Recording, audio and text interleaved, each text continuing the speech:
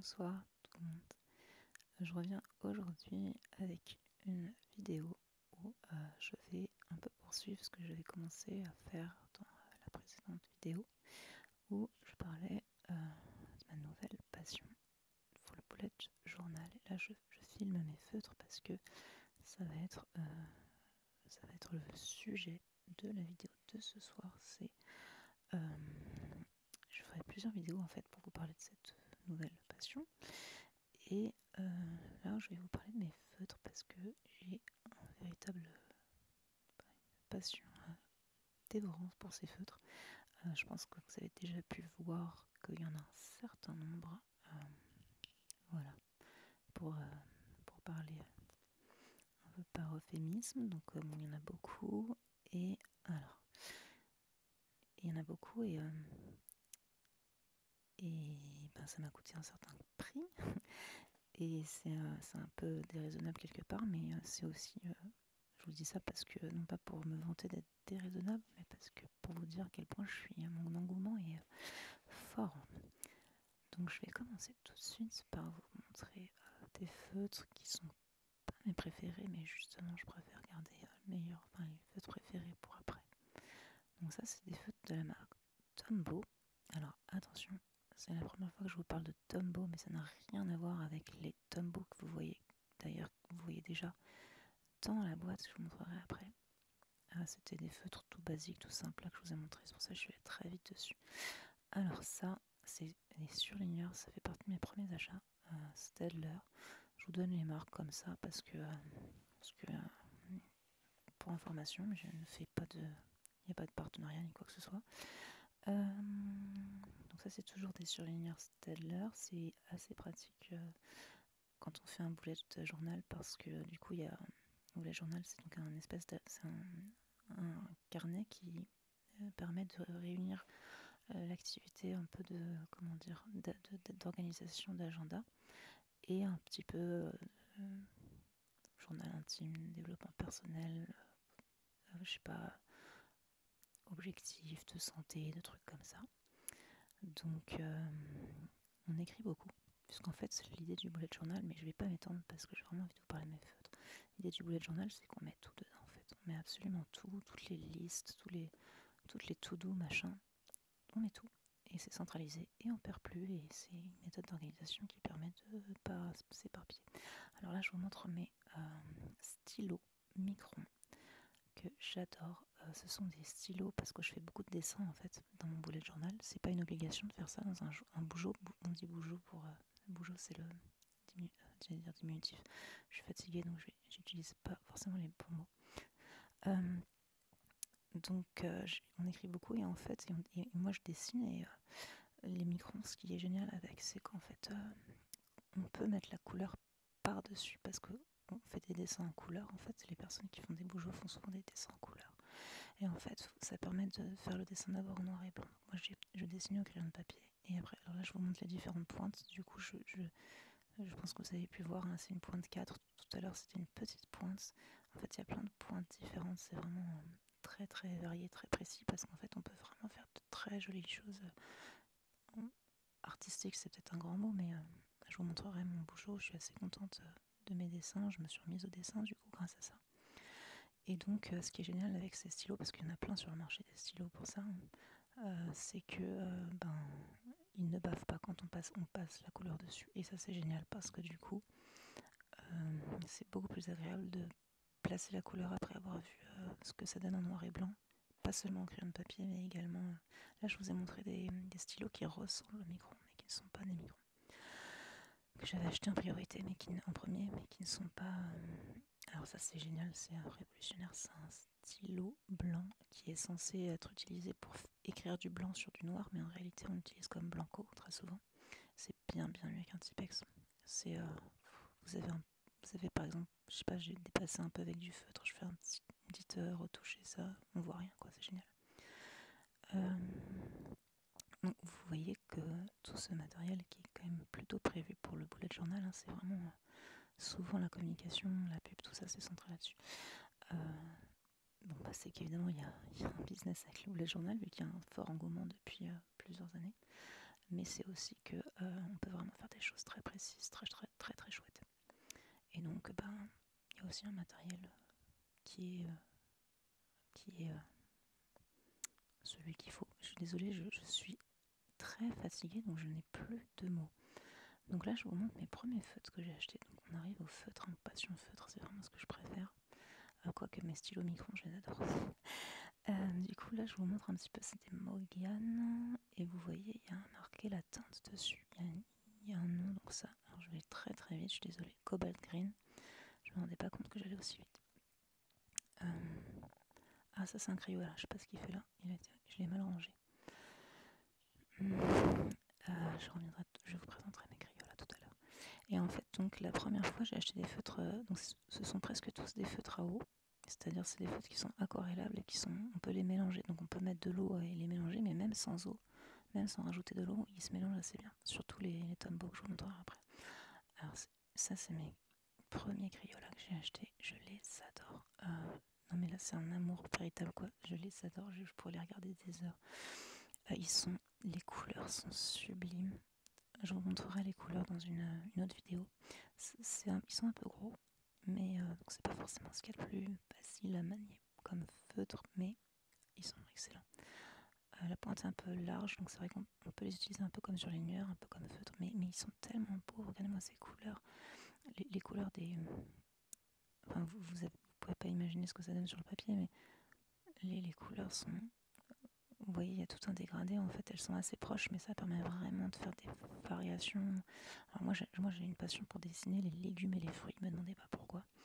Et ça permet de faire mettre beaucoup de couleurs, en fait, et de beaucoup s'amuser avec les feutres. Et du coup, j'aime bien mettre différentes teintes de feutres pour que il y ait un dégradé, les mélanger, puisque ce sont tous des feutres à eau, donc on les mélange assez facilement. C'est une encre à eau, donc ça se mélange bien. Et du coup, avoir des teintes qui se ressemblent, mais qui sont pas exactement les mêmes, ça permet de faire quelque chose d'assez beau, quoi. Et moi, je dessinais beaucoup quand j'étais petite. J'ai arrêté le dessin, mais je dessinais beaucoup, notamment des animaux et des chevaux. J'adorais ça. Alors, je les adore ceux-là. Alors ça, c'est une de mes dernières... Enfin, une de mes dernières. On croirait que je vais encore en acheter une. A priori, je ne vais plus en acheter. C'est ma dernière acquisition, c'est mes Faber-Castell. Ils sont merveilleux. Ils sont sublimissimes. Alors ça, c'est un peu l'exception. Ce que je vous ai dit, c'est pas des feutres à eau. C'est des feutres... J'espère que je parle pas trop vite, mais en fait, comme je vais assez vite sur la vidéo, et j'ai envie de vous expliquer quand même un petit peu. C'est des feutres à... J'allais dire à alcool, mais... Alors là, je vous montre... Désolée, je pars un peu dans tous les sens. Je vous montre, il y a marqué C, c'est-à-dire que c'est une pointe qui est censée être faite pour la calligraphie, mais c'est bizarre, c'est un surligneur. Je comprends pas pourquoi il est marqué C. Et je disais, ce sont des feutres, je crois qu'on dit à alcool, même si c'est de l'encre. Ou alors je dis une énorme bêtise, en tout cas, c'est pas des feutres à eau, c'est des feutres à l'encre de Chine. La différence, c'est qu'ils ne sont pas facilement mélangeables, mais ils ont une teinte magnifique. Ils sont... comment dire, la couleur, elle est dense, elle est soutenue, et en même temps, elle est quand même naturelle. C'est pas des tons pastels. Là, je vais vous montrer après un petit peu. Donc ça va pas rendre grand chose, hein, parce que bon, ma caméra, c'est mon téléphone. Donc, alors là, je vous montre le B, c'est brush. Je vais vous montrer ça. Donc, je préfère ce type de pointe. Donc c'est une pointe. Alors là, on voit pas du tout, mais je vous montrerai. En gros, il y a le nom de la teinte dessus. Donc ça, c'est une pointe. Alors là, pour le coup, c'est une pointe. Je comprends pas parce que pour moi, c'est une pointe. Justement, cette pointe-là, elle peut s'utiliser pour la calligraphie. Alors que l'autre, je vois pas comment on peut calligraphier avec. Je vous en parlerai aussi de la calligraphie dans une prochaine vidéo. Je vois pas comment on peut calligraphier avec une pointe surligneur, mais bon. Je connais pas tout non plus. Je les adore vraiment. Ils sont petits, c'est pas des gros feutres. Ils sont d'excellente qualité et ils ont un bon rapport qualité-prix. Bien plus que ceux que je vais vous montrer après, que j'adore aussi. Donc ceux-là, ils sont vraiment... c'est les plus beaux feutres... ah non, je vais aussi vous montrer... Enfin si, c'est parmi les plus beaux feutres que j'ai en termes de rapport qualité-prix. Voilà, donc là, vous avez vu que j'ai quand même une belle palette de couleurs. Je me suis fait plaisir. Sachant que je les ai achetés en dernier, donc je vous avoue, c'est une passion que j'ai un peu de mal à retenir, comme quand j'ai des passions qui supposent des achats ou des choses comme ça. Et du coup, je les ai achetés en dernier. Alors j'avais déjà plein de feutres, mais et il me les fallait, voilà. Et je regrette pas du tout.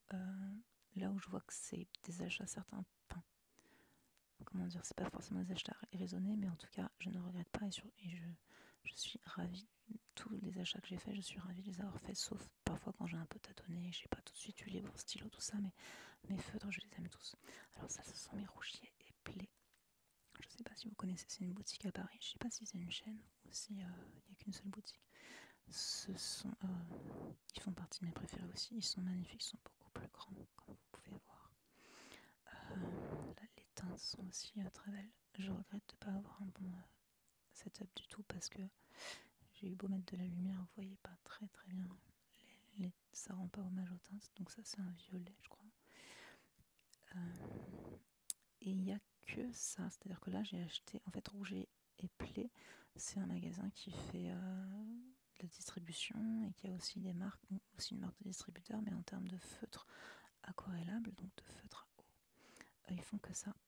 Mais récemment, je leur ai écrit un mail où je leur demandais, je leur disais que j'étais l'heureuse acheteuse de leur set de 24 couleurs. Il y en a 24, je crois. On dirait pas qu'il y en a 24, ça c'est marrant. On dirait pas qu'il y en a 24 quand même, comme ça.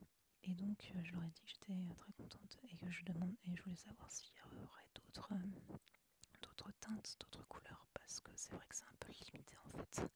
Vous pouvez penser que 24 c'est beaucoup, mais quand on rentre vraiment dans le truc et qu'on colorie beaucoup et qu'on est toujours à la recherche de la teinte parfaite qui va bien aller avec une autre teinte et qui va faire naturel, tout ça, et ben en fait on n'a jamais assez de couleurs. Enfin là maintenant j'en ai assez, je vous rassure, vu ce que j'ai. Alors les couleurs sont aussi très belles. Ce sont des feutres à double embout, c'est-à-dire qu'ils ont une pointe brush qui est assez grande, celle que je vous ai montrée, et une pointe plus petite que je n'utilise pas du tout. Mais je pourrais peut-être l'utiliser un jour. Alors ça, je vais vous montrer mes Tombow dans leur magnifique écrin, n'est-ce pas. C'est une boîte que j'ai achetée. Ce sont des boîtes que j'ai achetées pour l'occasion. Je les ai achetées d'occasion à des vendeurs différents, mais comme vous voyez, c'est standard puisqu'elles s'emboîtent parfaitement, donc c'est assez chouette. Donc là, c'est la Rolls-Royce, non pas en termes non seulement de qualité, mais aussi pour le coup de prix. C'est la Rolls-Royce des feutres. Ce sont les Tombow. C'est une marque vietnamienne, fabriquée au Vietnam. Donc bon, je vous avoue qu'en termes d'écologie, tout ça, bon, ils viennent de loin, hein. C'est pas top, hein. Je vous prétendrai pas que c'est super. Ni en termes de coût, d'impact social, éthique ou ce que vous voulez, hein. Tout ce qui est fabriqué dans certains pays, mais je vais pas m'étendre. Alors là, vous voyez que je les ai classés. Alors j'en ai vraiment beaucoup. Je les ai mis par couleur. Donc là, ce sont mes oranges. J'adore les teintes orangées. Je peux pas vous expliquer pourquoi. Ce sont des teintes chaudes qui correspondent parfaitement à l'automne et j'ai dessiné un nombre de citrouilles inimaginable, vous pouvez pas savoir. Et je sais pas, j'adore. Je me découvre aussi une passion pour enfin, j'avais jamais eu de passion pour des feutres avant, donc je pourrais. Vous m'auriez demandé ma couleur préférée, je vous aurais pas dit c'est l'orange, mais voilà. Donc il y a des jaunes. Là vous voyez, j'ai un jaune assez clair qui est assez poussin.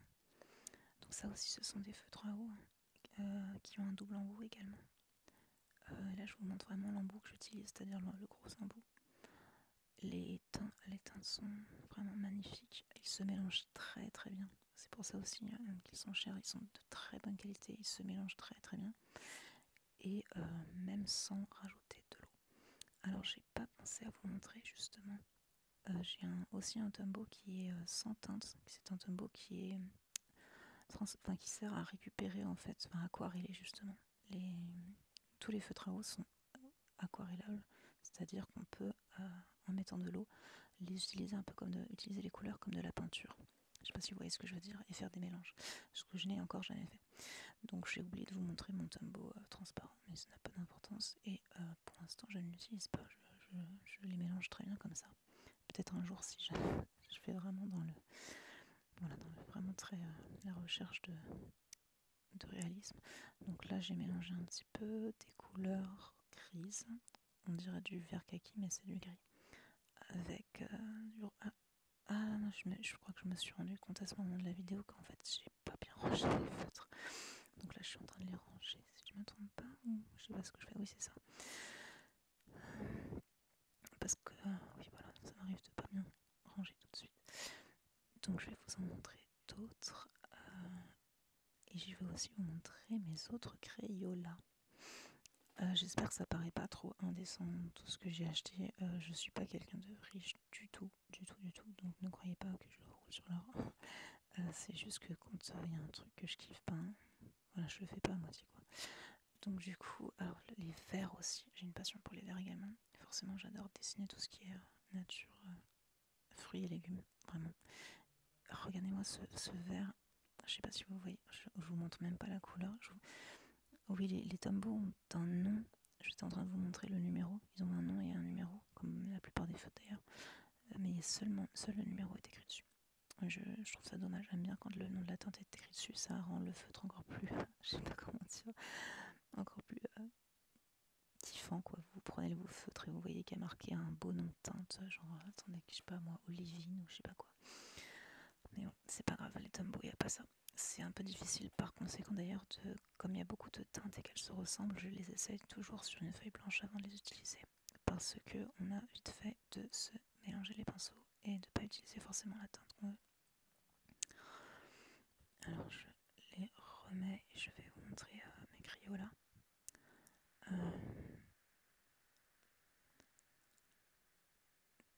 Alors est-ce que je les ai bien rangés ceux-ci? Ou je vous montre encore des Tombow? Non, c'est encore des Tombow. Alors, je me suis vraiment fait plaisir parce que vous voyez que j'en ai quand même beaucoup. Je les ai pas tous achetés d'un coup, hein. J'avais pas prévu à la base d'acheter autant de feutres. C'est vraiment venu petit à petit. Donc là, vous avez plein de teintes de bleu. Vous avez des bleus violets, vous avez des bleus profonds, vous avez des bleus pastels. Vous avez des bleus gris magnifiques. J'adore le mélange de couleurs aussi. C'est pas des bleus bleus, c'est vraiment quand vous avez un bleu violet pastel. Malheureusement, c'est difficile à utiliser un bleu violet pastel, surtout quand on dessine des légumes. Vous imaginez que le bleu, c'est pas le feutre que j'utilise le plus souvent. C'est dommage parce qu'ils sont très beaux. D'ailleurs, une des prochaines pages que je vais faire dans mon bullet journal, c'est que je vais un peu regarder mes feutres préférés, ceux que je voudrais utiliser plus souvent. Et je vais un peu chercher des thématiques qui puissent correspondre à la teinte, les teintes que j'aime le plus en fait. Alors ça, ce sont mes Crayolas. Donc là, c'est vraiment... le Crayola, c'est la superstar en ce qui concerne le rapport qualité-prix. Je sais plus si je vous l'ai dit tout à l'heure. Je les aime moins que les gros que je vous ai montré.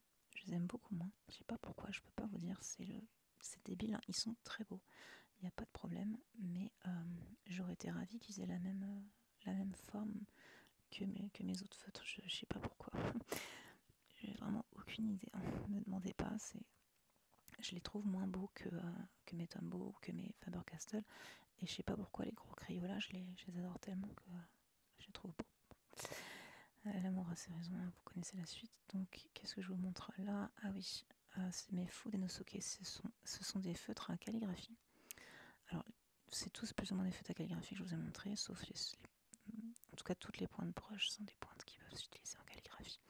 Mais vous avez des pointes, celle-là, elle est plus petite en fait, et c'est plus facile d'écrire.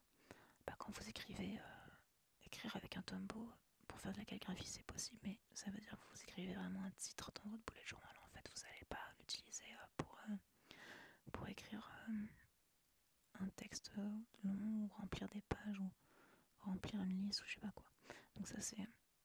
donc désolé, hein, vraiment je sais pas, c'est pas vraiment terrible comment je filme, mais j'ai pas réussi à retrouver le bras que j'ai pour mon téléphone, donc j'ai dû le poser et j'ai un peu fait de mon mieux.